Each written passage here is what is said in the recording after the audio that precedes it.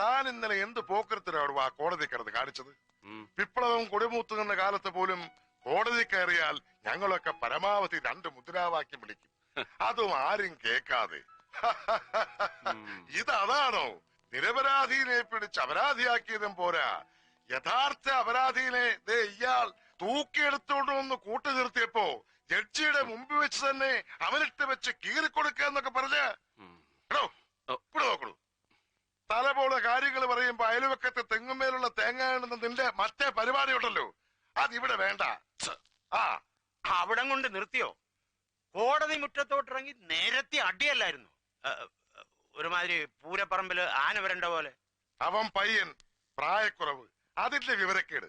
താൻ അവിടെ എന്ത് ചെയ്യായിരുന്നു? എന്റെ പൊന്ന് സാറേ, സീനിയർ നിന്ന് ലാൻഡ് ഓർഡർ ഇട്ട് ഇണ്ടനടിക്കുമ്പോ എനിക്ക് എന്നാ ചെയ്യാൻ പറ്റും സാറേ?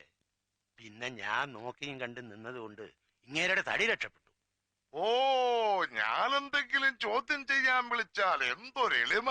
ഈ കണ്ട ചെയ്തെല്ലാം ചെയ്തു കൂട്ടിയത് ഇയാളാണെന്ന് ഈ മോന്ത കണ്ടാൽ ആരെങ്കിലും പറയൂ? മുഹമ്മദേ, നൗ ഐ ആം സീരിയസ്. ഇനി എന്തെങ്കിലും മേജർ ആക്ഷൻ എടുക്കണമെങ്കിൽ അതെന്റെ പെർമിഷനോടെ മാത്രം മതി. എങ്കിൽ ഒരു ഇമ്മീഡിയറ്റ് ആക്ഷനുള്ള പെർമിഷൻ അങ്ങ് എനിക്ക് ഇപ്പൊ തരണം. എന്താണ് ഇഷ്യൂ? ചതി. ചതിക്കുത്തരം മുറിപ്പത്തല്. അതിന് പെർമിഷൻ വേണ്ട, ഓൺ ദ സ്പോട്ട് കൊടുത്തോണം. Thank you sir.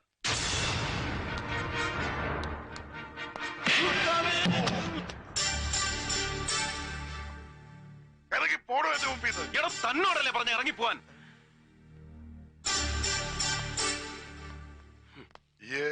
എംഎക്ക് സൈക്കോളജിയാ പഠിച്ചേ? അല്ല, എക്കണോമിക്സ്. പിന്നെ എന്റെ മനസ്സിൽ ഇപ്പൊ അതൊക്കെ എങ്ങനെ മനസ്സിലായി? ഈ ഇപ്പൊ വീക്ക് വിട്ട നസ്രാണി പോത്തനല്ലേ ജോൺ വർഗീസ്, നമ്മുടെ ഡിവൈഎമ്മിന്റെ പിള്ളേരെ വിട്ടിട്ട് ഓലിട്ട് 2 പിഴക്കണമെന്ന് ഞാനും കുറെ നാളായി വിചാരിക്കണു. ഇനിയിപ്പൊ അത് വേണ്ടല്ലോ. എന്താണ് സർ കാര്യം? ക്രിസ്തുമസിന് പോലും പള്ളിയിൽ പോവാത്ത തെണ്ടി മലയാള മാസം 1-ാം തീയതി ആകുമ്പോ ഗുരുവായൂർ കിടന്ന് തിരിഞ്ഞു കളിക്കുന്നത് കാണാം. ഭരണം മാറിയൊന്നും അറിഞ്ഞിട്ടില്ല അവൻ. ഇപ്പോഴും മറ്റവന്റെ ആളാ. ഇവിടെ നടക്കുന്നത് അവിടെ ചെന്ന് പറയും, അവിടെ നടക്കുന്നത് ഇവിടെ വന്ന് പറയും. എല്ലാം കൂടെ ചേർത്ത് പോളിറ്റിക്സ് എന്ന് അങ്ങോട്ട് വ്യൂറും. ഏത് ഷെട്ടി ചാടിപ്പോയി, എനക്കറിയാം. ഓൻ ചതിച്ചതാ ജോൺ. സാരയിലിടൂ, ഷെട്ടിക്ക് താരത്തെ ചൂണ്ടയ്ക്കും കൊളുത്തിനും ബലം പോരാ. എന്താ അടുത്ത സ്റ്റെപ്പ്? വെറും ഒരു റഹീം ഹാജി കൊലക്കേസിൽ ഒതുങ്ങുന്നതല്ല ഷെട്ടിയുടെ ഒരു ക്രിമിനൽ ഹിസ്റ്ററി. അവനെക്കുറിച്ച് കേട്ട അതിശയോക്തികളെല്ലാം ഒരുപാട് ആംപ്ലിഫൈഡ് ആണെന്ന് ആദ്യം എനിക്കും തോന്നിയിരുന്നു. No, too long, too high and very deep. ഇത്ര വലിയൊരു ആന്റി സോഷ്യൽ ആറ്റിറ്റ്യൂഡ് അവൻ മെയിൻറ്റെയിൻ ചെയ്യുന്നതിന്റെ മോട്ടിവേഷനാണ് പിടികിട്ടാത്തത്. സർ, വെറും ഒരു പൊളിറ്റിക്കൽ അപ്പോയിന്റ്മെന്റ് ആണ് എന്റെ ഈ സൂപ്രണ്ട് ഉദ്യോഗം എന്നറിയാൻ. അത് ഡിമാൻഡ് ചെയ്യാത്ത ഡെപ്തിലേക്ക് ഞാനൊന്ന് ഇറങ്ങിക്കോട്ടെ, അറ്റ്ലീസ്റ്റ് ഇൻ ഷെട്ടീസ് കേസ്. ഇടയ്ക്കൊരു അല്പം നാറ്റം അടിച്ചാലും ഒരു പോലീസ് സൂപ്രണ്ടിന്റെ പരിധിക്ക് പുറത്തു നിന്ന് കളിക്കാനും അങ്ങനെ അനുവദിക്കണം, അത്യാവശ്യ ഘട്ടത്തിൽ. അതായത് നിന്നെ അഴിച്ചു വിടണം.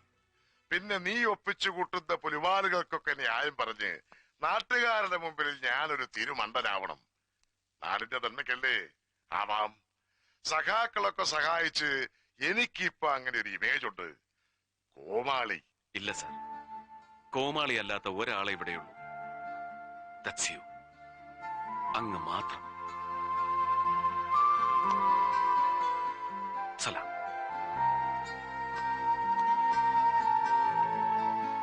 സലാം.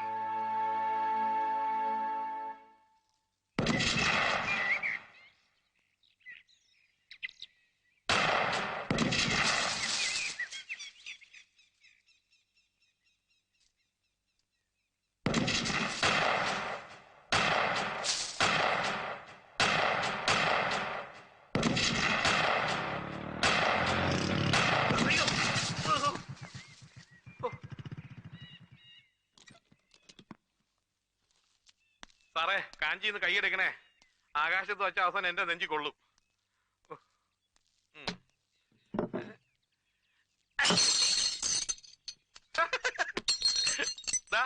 ഇത്രയേ ഉള്ളൂ കാര്യം. ഒരു കാലിക്കുപ്പി പോലും പൊട്ടിക്കാൻ അറിയാത്ത ഒരു പോലീസ് സൂപ്രണ്ടും പട്ടച്ചാരായം പൊട്ടിച്ച് നടക്കുന്ന ഒരു ഷാർപ്പ് ഷൂട്ടറും. അല്ല, ഇയാൾ ആരുവാ? ജസ്പാൽ റാണയുടെ മച്ചമ്പിയ. രണ്ടു കണ്ണും തുറന്നു പിടിച്ചാൽ തന്നെ ആടേതാ പൂട ഏതാണെന്ന് തിരിച്ചറിയാൻ മേലാത്ത ഇങ്ങേരാ ഇനി ഒറ്റ കണ്ണ് വെച്ച് ഉന്നം പിടിക്കുന്നത്. ഈ ഷെട്ടി ചാടിപ്പോയ ചമ്മലിൽ ടെൻഷൻ അടിച്ചിരിക്കുന്ന നിങ്ങൾ ഇനി തോക്കല്ല വീരം കൊണ്ട് വെടിവെച്ചാലും കുപ്പി പൊട്ടാൻ പോണില്ല.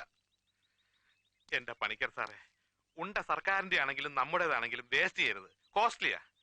സാറ് ദൈവത്തെ ഓർത്ത് ഈ വെടി ഒന്ന് നിർത്ത്. താൻ നിർത്ത്. തന്നെ ഏൽപ്പിച്ച കാര്യം എന്തായി? ആ ചക്രവാണിയെയും അയാളുടെ ബാക്ക്ഗ്രൗണ്ട്സിനെ കുറിച്ചുള്ള ഫുൾ ഡീറ്റെയിൽസ് ഈ ഫയലിലുണ്ട്. എന്താടോ ഇത്? ഒരു രക്ഷയില്ല സാർ. ഒരുമാതിരി അഡ്രസ് ഉള്ള സകല നാടക കമ്പനികളും കയറി അന്വേഷിച്ചു. ചക്രവാണി എന്ന പേരുള്ള ഒരു ഡയറക്ടറെയോ റൈറ്ററെയോ നടനെയോ അവർക്ക് മുമ്പ് പരിചയമില്ല. ഒരൊറ്റ പബ്ലിഷിംഗ് കമ്പനി പോലും ഇയാളുടെ ഒരു വർക്കും മുമ്പ് പബ്ലിഷ് ചെയ്തിട്ടില്ല. ഈ അക്കാഡമി അവാർഡ് കിട്ടിയ ചക്രവാണിയുടെ ഒരു സാധനം TC ബുക്ക് റിലീസ് ചെയ്തിട്ടുണ്ട്, അതും 500 കാപ്പി. എന്തിനധികം? വിൽപ്പനയല്ലോ ഉദ്ദേശം. പോരല്ലോ ഗുരുമൂർത്തി, അങ്ങനെ 100% അനോണിമസ് ആയ ഒരു പാസ്റ്റ്, അത്തരം ഒരു ഭൂതകാലം ഈ ലോകത്ത് ഒരുത്തനും ഉണ്ടാവില്ല. തന്റെ അന്വേഷണത്തിൽ എവിടെയെങ്കിലും ഒരു മിസ്സിംഗ് ലിങ്ക് ഉണ്ടാവും. ഒന്ന് ചുഴിഞ്ഞ് ചിന്തിച്ചു നോക്കിയേ, എന്തെങ്കിലും വിഴുങ്ങിപ്പോയിട്ടുണ്ടോന്ന്.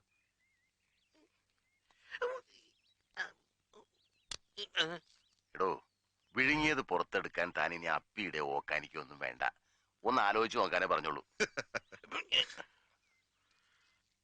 കായംകുളത്ത് ഒരു ട്രൂപ്പിലെ കിളവൻ മാനേജർ പറഞ്ഞു, അന്നത്തെ അവരുടെ സൂപ്പർ സ്റ്റാർ ആയിരുന്ന മഞ്ചേരി മാധവിന്റെ ഒരു നടിയുണ്ട്, അവളെ ചക്രവാണി എന്നൊരു കത്തം വലിക്കാരെ അടിച്ചോണ്ട് പോയി.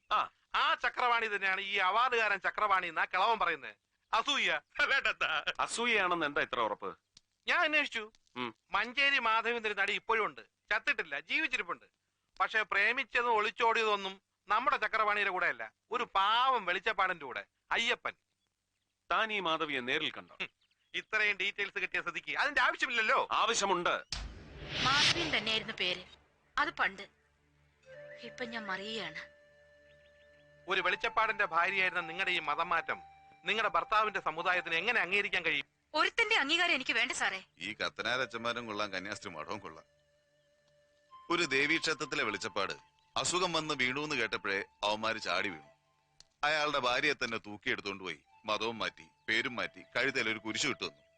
കണക്ക് നോക്കുമ്പോ പിടികിട്ടിയ കുഞ്ഞാടുകളുടെ ലിസ്റ്റില് ഒരു വെളിച്ചപ്പാടിന്റെ ഭാര്യയെ കണ്ട കാശു മുടക്കി ഇറ്റലിയിലെ സായിപ്പന്മാർക്ക് സന്തോഷാവൂല്ലേ? ചെമ്പകക്കാവിലെ വെളിച്ചപ്പാട് ഉറഞ്ഞു തുള്ളി തല പൊളിഞ്ഞു ബോധം കെട്ട് വീണുന്ന് സാറന്മാര് വായിച്ചു കാണൂല്ലേ പത്രത്തില്. ദേ തോന്നി അയാളുടെ കുടുംബത്തിന് ഒരു 500 രൂപ അയച്ചു തരാഞ്ഞത് എന്താരും. ഒരുത്തരും ഒന്നും തന്നില്ല. വെളിച്ചപ്പാട് വെളിച്ചപ്പെട്ടില്ലെങ്കിലും സാരമില്ല, അന്തിമയക്കത്തിന് മാധവി ചേച്ചി ഒന്ന് വെളിപ്പെട്ടാൽ നിത്യചെലവിന് മുട്ടുവരില്ലെന്ന് അവിടെയുള്ള ചില വലിയ മുഴുത്തോമാര് വിളിച്ചു പറഞ്ഞു. കെട്ടിയവനെയും കുട്ടികളെയും പോറ്റാൻ ഞാനെന്താ അത് ചെയ്യണമായിരുന്നോ? പള്ളിക്കാര് കഴിഞ്ഞില്ലായിരുന്നുവെങ്കിൽ ഞാൻ ചിലപ്പോ അതും ചെയ്തു പോയേനെ. അമ്പലമെങ്കിൽ അമ്പലം, അന്തോനിസ പുണ്യാളനെങ്കിൽ അന്തോനിസ പുണ്യാളൻ, അല്ലാഹു എങ്കിൽ അല്ലാഹു. അത്താഴത്തിനുള്ള അരി ആരൊപ്പിച്ചു തരുന്നുവോ ഞാൻ അവരുടെ കൂടെയാ. എന്താ സാറേ, അത് പാടില്ലെന്നുണ്ടോ നിങ്ങളുടെ നിയമത്തിൽ? മതി മതി, ആ വിഷയം നമുക്ക് വിടാം. ഞങ്ങൾക്കറിയേണ്ടത് അവനെ കുറിച്ച് മാത്രമാണ്. നിങ്ങളുടെ ആദ്യ ഭർത്താവില്ലേ ചക്രപാണി, അവനെ തന്നെ. ഇവരോട് പറഞ്ഞതിൽ കൂടുതലായി ഒന്നും എനിക്കറിയില്ല. 10-20 കൊല്ലം മുമ്പ് നടന്നൊരു പഴങ്കഥ, അതൊക്കെ ഞാൻ എന്നേ മറന്നു. ഈ കോൺവെന്റിലെ ചട്ടങ്ങൾ അനുസരിച്ച് ഇതിൽ കൂടുതൽ എന്തെങ്കിലും സംസാരിക്കണമെങ്കിൽ പൗലോസച്ചന്റെ അനുവാദം വേണം.